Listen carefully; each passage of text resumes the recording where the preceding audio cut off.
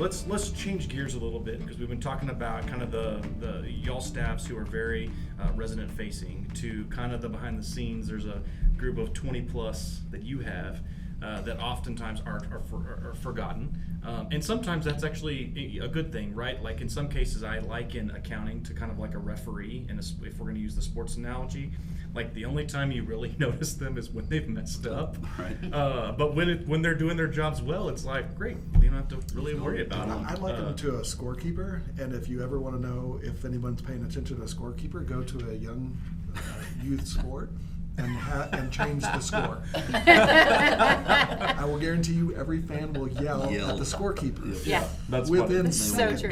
That's That funny. is so true. We'll go with your analogy.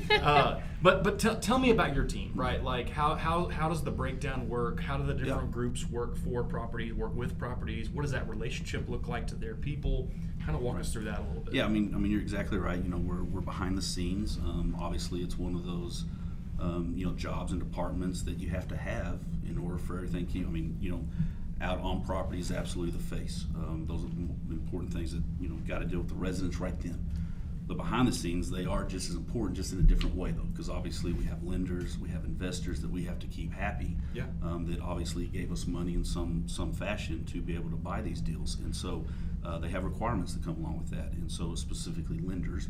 But our department, I mentioned earlier that we kind of changed the way it was structured, and that was really more for scalability going forward, because used to we had a PA, a property accountant, that would handle all aspects of a property. They would do the rehab draws. They would handle, all the vendors. They would literally take the vendor invoices that were mailed to them, take them out of the envelope, scan them in, process them, cut the check, stuff it back in the envelope. Yeah. And it was just a lot of clerical type stuff that really ate probably 70% of our time, 80% of our time. We then restructured to where we have departments, and so now some of the departments have already gone. With change in our property management software, we came up with the soda department for a while. The soda department has now gone away because we're putting that back on. PAs are going to take that, and then actually some of the sodas are going to go back to property. They used to do that before they handled the whole soda process. But we have an AP department. We have our property accountants, and then we have a construction accounting department. And then Caleb's team, they are the ones that review all the financials and just kind of have the second set of eyes looking over it to make sure we have things classified appropriately. And then they deal with most of the lender requirements as far as all the reporting requirements that we have monthly, quarterly, annually. We really like the department structure because that does allow people to really hone in on an area and become experts at it.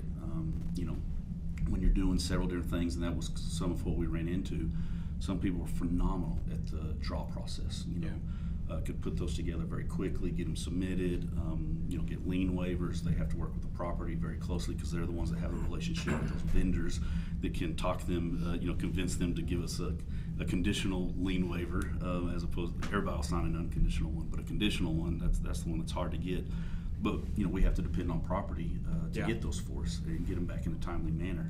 And so they were great at that, but then maybe AP was a struggle, or maybe the just the financial piece wasn't our strength. And so by going to the departments, you can really find people to where that's going to fit their strength and what they're good at on a day in and day out basis. And so it allows us to process more volume, like the AP department, accounts payable. Connie is now kind of leading that team. The soda team split up to become part of AP. You'd be amazed at how many invoices we have. Obviously, y'all know because you are doing the work on the other side, and we get the paper copies of that, obviously, and it's amazing how many invoices that we go through. But then the construction team, they're very critical in the draw process, and they have to work very closely with Josh and his team, but then also with property. To get those draws submitted, and that's a very crucial process because obviously that's getting money from the bank that we can use to pay for the rehabs or the upgrades that we're doing on property. That again, that ties into making it a better experience for our residents. And that's the thing.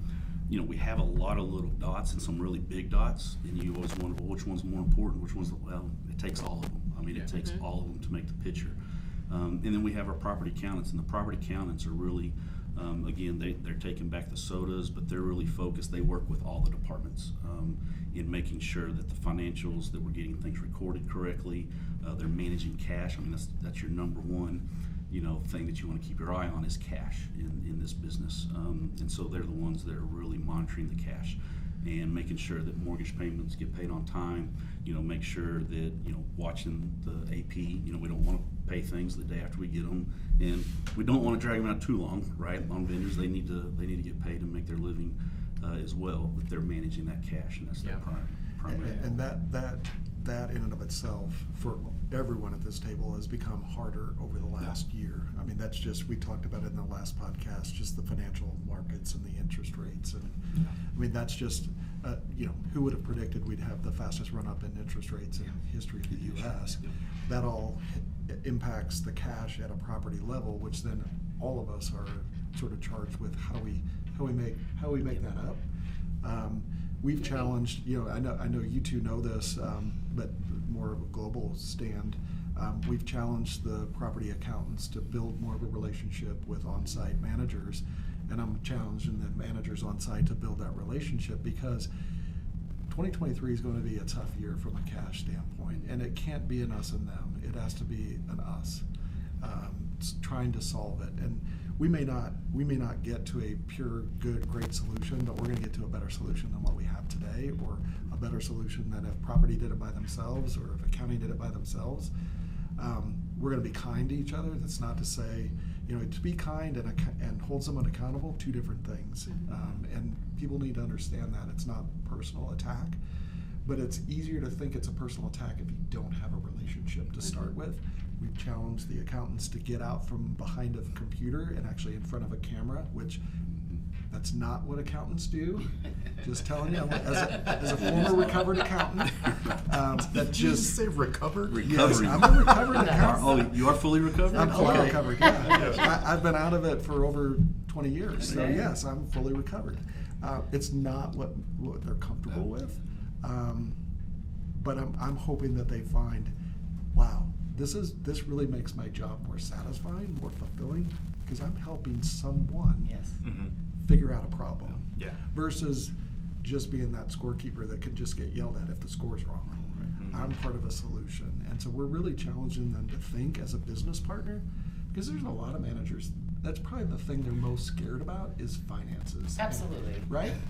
I would say 90% of them. I mean, that's the scariest piece. It is the scariest piece, and that's what our accounting department, that's their forte. So, build that relationship, and as a team, that's pretty powerful, because it takes the fear away from your manager. If they know they can trust you, hey, I really don't understand this. Yeah. Explain it to me. We're gonna find solutions, because if the person on site gets a better understanding of what's causing it from a financial standpoint, they're the ones that are gonna find the solution. It's not someone sitting here in Lubbock, but they can help direct. It's got to be that collaborative effort, and we'll find solutions. Let me ask you both the same question, and then I'd love for you guys to comment on it kind of after they share a few things. But what are some of the nuances, what are some of the behind-the-scenes things that are going on with accounting and then in finance that oftentimes we don't see either? Like things that other departments are like, oh, I didn't even know that you guys do those things. Because I think oftentimes, and we've talked about this when it comes to maintenance staffs, right? If they're out of sight, out of mind, oftentimes they are not always seen as important as they are.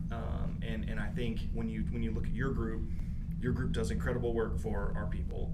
And when we think about the people that are in the finance group, whether it's Ernestina and Jill, or we move over to where it's Andrew Wallace, and we look at Jackson, and we look at Tessa, and we look at Michael. They're doing jobs oftentimes we don't even know what they're doing. But if we didn't have y'all's groups, then we would know we'd been in a world of hurt, right? And so we wouldn't have a Madera. Yeah. Plain and simple. Yeah. We wouldn't have lenders that would lend us money. We wouldn't have investors that give us money. We would be out of business because we wouldn't be legitimate. So talk about what are some of those things that your groups are doing, or these groups are doing that we may not have thought about, or don't always rise to the surface. Yeah, I think each group has probably one or two areas where we don't realize just how much goes into it. I'll say one with AP. We talk about just the the volume we have, and sometimes we wonder, well, why does it take so long to get? Well, so we have a great system for AP. It's helped us automate it, but we also have vendors that have to use it correctly, or it doesn't work. And so not only are we training our own people for AP, but a lot of times we're training vendors. I mean, we use a lot of mom and pop shops that, for them to email the invoice, or maybe we have multiple invoices. I mean, there's just little steps in there that if they email one PDF file that has 100 invoices inside of it, it will not get processed. Like Avid kicks it out, and they'll shoot an email back to them, saying, hey, this isn't going to get, or this didn't go through. Well, guess what? They're out working on the next job. They're not checking their emails on that. And so the AP team spends a lot of time, because Avid doesn't spend the time going to the vendor and saying, hey, this is what's wrong. Their system just automatically does it. And so it's our team that has to go contact or get with the property to, contact the vendor to get their contact, and then train them basically on, hey, this is how our AP, if you want to get paid and get paid in a timely manner, this is the process we got to go through. And that just adds a lot of work, obviously, as you can imagine, just the hours, to help when you think about how many properties we have, and of course, how many vendors we have across. Of course, I will say some of our biggest issues are with some of our largest vendors that you would think would have systems, and that's probably part of this problem, is that it's just the systems battling back and forth with each other. Then, a couple of names I haven't mentioned that everybody knows, but Barbara and Kavita. Kavita does a ton for property. I don't think there's anybody in the company that can be the same. She might be the most popular person at the Yeah. Madera. Has she done a podcast yet? No, We but need she- Kavita. we need a Yeah, we do. Kavita, yeah. And she doesn't need a panel. She can No, run Yeah. by herself. We train our teams. If you don't know who in Lubbock handles that, just email Kavita. Email It's Kavita. probably And Kavita. She Yeah. So, It's either her or she will find out. Yes. yes, and I mean, and it's true. I mean, I don't know everything that Kavita does. There are multiple conversations where make sure you write all this down somewhere, and she does. She has a spiral where she I've become has. more popular because she moved in by me. By so, you, yes. So I see yes, a lot she's, more people. She's in our. Well, the other day you were like, well, let me shut my door. We were having a conference call, and you were like, let me shut my door. I don't want to interrupt Kavita. Yeah. Oh yeah. Yeah, she's in our It's a neighborhood. revolving door in Kavita's office. She is in our neighborhood now, and and she just handles so many things behind the scenes, with getting a property set up with our brokers, on the utility side, trash side. I mean, dealing with Madera Pool, which is a whole nother animal in and of itself that her and Barbara manage. And that's the thing too, Barbara. I mean, the number of transactions that she processes, of wires, of dealing with banks that. But nothing she Gets- deals with is urgent. No, wait a minute, I said that wrong. Right. Nothing she deals No. with isn't urgent. Nothing she deals with is everything, and it is. It's just nature of the beast sometimes, and with the number of companies that we have, she's being made aware of it because it needed to be done, 4 hours ago or yesterday, and she finds a way to get it done and keeps us out of a lot of trouble at times. I mean, really is. She has relationships with the banks that, I mean, banks know who Barbara is, and if things are going great, banks are fantastic. When things are going, Barbara will get them in shape. I mean, it's just true, and it's very, very valuable. That really probably a lot of people, because we don't have to feel that pain and we don't have to deal with the banks ourselves. Barbara handles it and gets their processes, gets their back office, because that's the thing too. A lot of banks don't know their back office is not set up to operate the way we need to. We had some local community banks; they've all sold off. When they sell off, we lose those relationships. We lose that ability to react as quickly as we need to. And Barbara and Kavita, I mean, they just handle so much. But Yay. yes, they are absolutely critical. So talk to me about some of the finance group. And Yeah, and so some of there's kind of two sides to the finance group. You've got the group that sort of is there to help us acquire assets. So that's AJ and Jill and Ernestina. So they're doing a lot behind the scenes when Tina and her team have said, hey, we're moving to contract here. That's when they step in.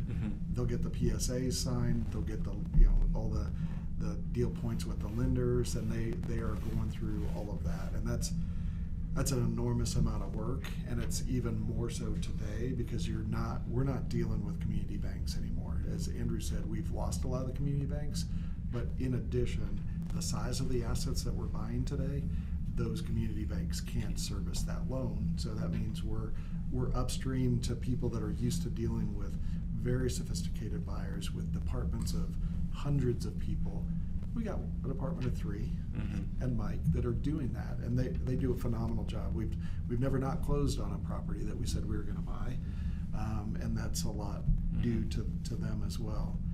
And then you flip it to once it's purchased, then you sort of get into the other side of Mike's finance team, and that's the the Andrew Wallace, the Jackson Slayton, the Michael, the Tessa, and Jonathan on the Quick side. But you remember this, we didn't have budgets even 3 years ago. Yeah. We would continue to operate or try to operate based on a pro forma that was built at the time of acquiring Years that asset. ago. Yeah, and year one, it's not too far off, but by year 4, it's a long way off because the world has changed, and pro formas and budgets are only as good. They're only right the day you're done with it, and then they're wrong. Yeah. And so they do a lot of stuff. They got us organized to get a budget so that your teams can have input into it. We're still evolving that process. It's 1,000 times better than when we launched. It'll be 100 times better next year and the year after that. We'll just keep evolving that to where people have more of the acumen down. They know, okay, here's what we're gonna do, and they'll feel like their voice is heard. At the end of the day, we all have to hit certain numbers for the investment to work. So as soon as the budgets are done, they're wrong. But it's a pretty good roadmap, and then you can say, okay, we're off here. What are we going to do? Can we correct this, or do we need to do something completely different to make that up? Interest rates being the biggest thing this year. It's like, okay, that's nobody's fault. That just is what it is. What can we do to go do it? And that's where you change your strategies on occupancy percentages and renewals and all that, and try to make it up on both sides of the equation. Yeah, I want to give you two a chance to speak into this because I think y'all are working with these two groups too, and so talk to me, or I give you a chance to kind of brag on getting to work with the accounting group and let you guys speak to how much you appreciate them or the finance group. So what are your thoughts on these two groups? And I'll start off. I'm gonna say something, and I'm not just saying it because he's standing here, or sitting here with us. But Andrew has, since I started, always been so kind, and he would stop doing what he's doing to send an email to Cayce and I and say, hey, I just wanted you guys to know that, y'all are amazing, and, thanks for all you do. And so aside of the day-to-day things that we do, I'm speaking about him as a person, and I truly love working with Andrew, and so I do want to throw that out there to begin with. That's awesome. And I don't have to suck up to Andrew. That's like this is real talk. This is real talk. He's an accountant. It doesn't buy anything from him because the score is the score. Yeah. yeah, So but guys. yeah, go ahead. Well, I mean, 9 times out of 10, most of the folks that y'all have mentioned in these divisions, when I contact them or my teams, it's typically urgent. Yeah. And I've always appreciated how everybody will stop what they're doing. I mean, I might call Andrew. It might take me 2 times in a row to get him. But he's like, okay, this is urgent. And yes, Cayce. And he will walk away from a meeting knowing that I need help, as will many folks in his team. And it might be, my boiler just went out. Do I have $30,000 to spend right now? Yeah. But it's answers I need right now. And they're so good at stopping what they're doing to give us the support to help on site, resolve a situation. The non-urgent times that I'm calling accounting, sometimes it's even like, how's that new assistant doing, or any training that we need. They're going to help fill in the gaps, help tell me who the standouts are, so I know who I need to cross-train next if they haven't voiced it. And it's such a good partnership because they know what I'm weakest at, if you will. So when I need a quick answer and I can contact them, they're telling me a side of what I feel is my world, right? My fast-paced life that I don't know. And it normally helps me so much figure out what I need to pivot and navigate to next. And then on the finance side, I mean, similar things. We joke with them. It's been so helpful having that division because I'm not used to having it. And so they'll raise their hand to something like Dave mentioned earlier that I might not have seen or our teams didn't see, and it's just helpful having that extra support. They're very communicative with our teams, especially in pricing, renewal pricing. Can we increase this? Can we lower this? So there's a ton of communication that flows back and forth. I work with finance the most in dispositions. So acquisitions too, but when we're selling an asset, that's a lot of work.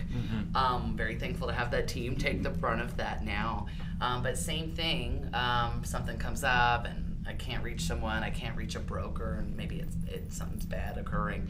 I mean, I've called AJ after hours at 7 p.m. and I need help. And he's like, I'll do it right now. You know, I'm at the movies or whatever. Give me an hour and I'm gonna do it. And He's probably at a baseball game. yeah, I thought it was baseball, but I was afraid I got the sport wrong. You got it right. Yeah. Baseball. Yeah, so it's just been nice how they will drop what they're doing to help us, because we all recognize that we're on the same team and we all kind of rely on each other to get it through the finish line. So it's been fun working with them. Absolutely. And Jackson has been phenomenal. I have leaned on him to help me get things figured out in, certain, platforms or numbers I needed to get to, and he's swift and sharp, and he's been amazing at. He's wise beyond his years. He is, and he's I so don't know kind, how, I and don't he know helps how old us he is, a but ton. he is super wise. Yeah, what a great guy. And the education I love working swap with too, him. I think is probably something that I should mention is just even having conversations with Ernestina, for example, and she's like, well, when a buyer, should we allow them to do this? And she'll ask me a question. So now she knows moving forward how to answer the broker when that comes up. Yeah. And then vice versa. I'm like, Jill, Ernestina, do most contracts have this in it? Is that something I should be looking for moving forward? And we'll take time to educate each other, which helps us all in our own roles, in the future. So that's been nice to have too. Yeah, there's a couple things there that y'all pointed out that I really want to bring out. One, yes, Jackson is just the best. Yeah. I absolutely love him, and one of my favorite things about him is, he and I got a chance to spend some time as we were all working for like our resident service supervisor bonus structure. Yeah. And like how much he wants to make certain your people are taken care of. Like he doesn't just look at numbers, he literally sees people. And that makes him special. So I love him for that. And then the other part of it too that you're bringing up, Casey, is the education swap. And I think that is such a massive part of team building, but not just team building. It means you don't have to ask the question next time. That's right. And you are far more you're far more of an expert to enter into any of those other things. Thank you all so much for doing this. It means a lot. I think it means a lot to our people. There's a couple things. I think they need to see that you enjoy working together. I'm glad that happens, and I know that that's true. They need to see how our teams work together. They need to hear about these types of things, and that's part of the education swap, like learning how these departments work back and forth and how we strategize together. And then I just, again, I appreciate you all for your expertise and the integrity with which you do your jobs, and it's been fun, so thank you for being here. So we will tackle Quext the next couple of episodes, and kind of talk through that. So thank you guys so much for being with us, and we'll talk to you next time.